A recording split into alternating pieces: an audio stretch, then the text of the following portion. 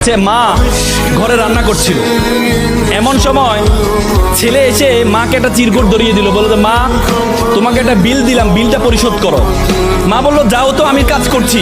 বলছে না মা, তোমাকে একটা বিল দিলাম, বিলটা পরিশোধ করো। মা কাগজটা খোলার পর দেখলো ছেলে লিখেছে যে মা তুমি রান্না করার সময় বিভিন্ন সময় আমাকে বিভিন্ন জিনিস আনতে বলো, এটার জন্য 100 টাকা বিল।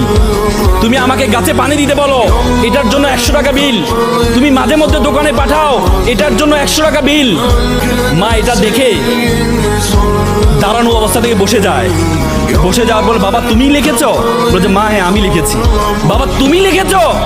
বলছে মা হ্যাঁ আমি লিখেছি। বললো যে এক কাজ কর, তোমার জন্য আমি একটু নুডলস রান্না করেছি, নুডলসটা তুমি খাও আর তোমার বিলটা আমি নিয়ে আসতেছি, তুমি একটু ওয়েট করো।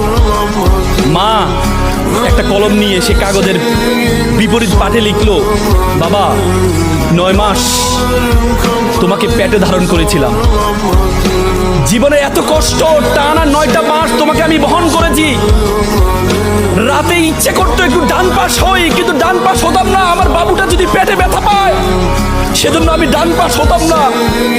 ইচ্ছা করতো একটু বাম পাশ হই, কিন্তু যে বাবুকে আমি দেখি নাই তার প্রতি আমার এত মহব্বত, আমি বাম পাশ হতাম না যে আমার সন্তানটা যদি ব্যথা পায়। সেটার জন্য তোমার বিল 0 টাকা। তুমি জন্মগ্রহণ করেছিলে, জন্মগ্রহণ করার পর 2টা বছর যে পরিমাণ ঘুম ভেঙেছে আমার, যে পরিমাণ প্রায় 6 মাস টানা 6 মাস পরিমাণ ঘুম আমি ঘুমাই নাই আমার সন্তানের জন্য, সেটার জন্য বিল 0 টাকা। তুমি পিঠা পছন্দ করতে, ওই দিন পিঠা রান্না করেছিলাম তোমার জন্য, পরিবারের সকলেই পিঠা খেয়েছে। সর্বশেষ একটি পোড়া পিঠা ছিল, সারাদিন কিছু খাইনি, চিন্তা করেছিলাম পিঠাটা খাবো। তুমি বাইরে থেকে দৌড়িয়ে এসে বললাম মা এটা কি অন্য পিঠা, এই পিঠাটা আমি খাবো। আমি তোমার দিকে একটু তাকিয়ে আমার সন্তানের হাসি দেখে নিজের পেটের মধ্যে যে খিদা আছে সেই খিদার দিকে আমি তাকাইনি, সেই খিদার দিকে আমি তাকাইনি। আমি তোমাকে সেই পিঠাটা দিয়ে দিয়েছিলাম, তুমি খাচ্ছ।